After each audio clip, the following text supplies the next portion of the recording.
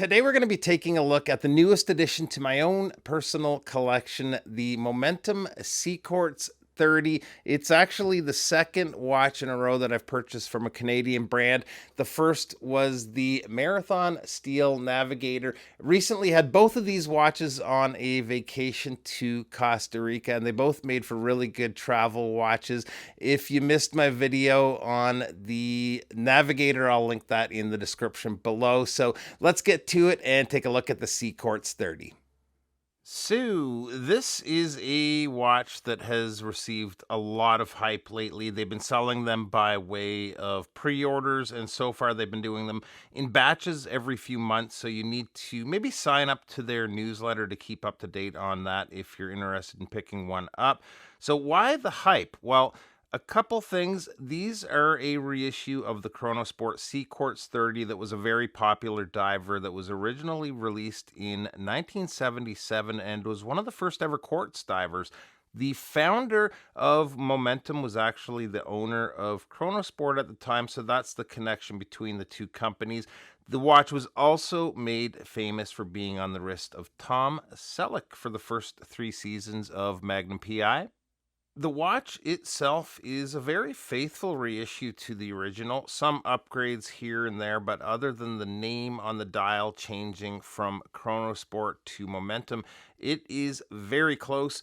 The dial is a matte black with contrasting markers and hands. Totally dishes out those retro vibes. I love the handset with that large orange minute hand and the small rectangular shaped hour hand. One negative is the second hand isn't quite hitting the markers. Over at the 3 is the date framed in white. Then we have the yellow arrow markers with the Arabics at the 6, 9, and 12. And love that bold font they're using. As far as lume goes, they're using C3 Super Luminova, and it is solid. The bezel lume fades a teeny bit quicker than the rest, but not bad at all. Very happy with the lume. The bezel is a 120 click unidirectional bezel, and it feels great in hand to use. It sounds very satisfying too. Give it a turn here. The insert they're using is a sapphire insert. The original had a mineral insert and crystal. This has been upgraded to sapphire on the insert as well as the crystal itself too. The case design is one of my favorite parts of the watch. I just love how the crown sits flush with the crown guards when it's screwed in. At the same time, it is still very easy to grip and unscrew, as well as adjust your day, date, and time. Threads back in smoothly as well. The top of the case is brushed with polished sides, and I like the detail with the beveled edge of the lugs there. The case back is a screw down case back. Nothing fancy here as far as decoration goes, just polished with the company logo and some specs on the watch. So yeah, very happy with the overall look of the watch. So this came out on this Tropic FKM rubber strap, but they've also added the option for a Jubilee, which I picked up too. The rubber strap is absolutely awesome. I love it. You can get them individually in different colors, and I think I might get the orange one as well. Very good quality strap with hardware signed with the company logo, and they also have quick release spring bars.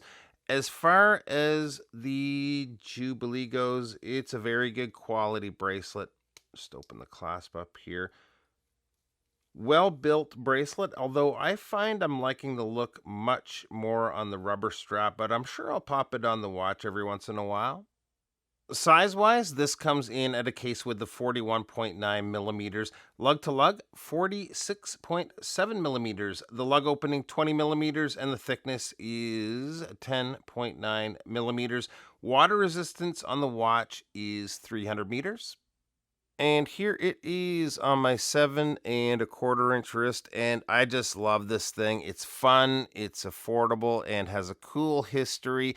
Great watch. One thing to mention, I and probably some of you too got an email with a survey asking what we'd like to see next in the lineup. So Apparently, there is the possibility of more colors coming. They even mentioned titanium and PVD coated options. So, interested to see what they do next. Cost for this version of the watch is 259 USD. At the moment, they are sold out, but you can go to their site and sign up to get notified when the next batch drops. Link to the site will be below, and I highly recommend this one. To me, this has got to be one of the best, if not the best, affordable diver watch released this year. I am very happy with it. So that is it. Appreciate you taking a few minutes to stop by, and we'll see you real soon. Bye bye.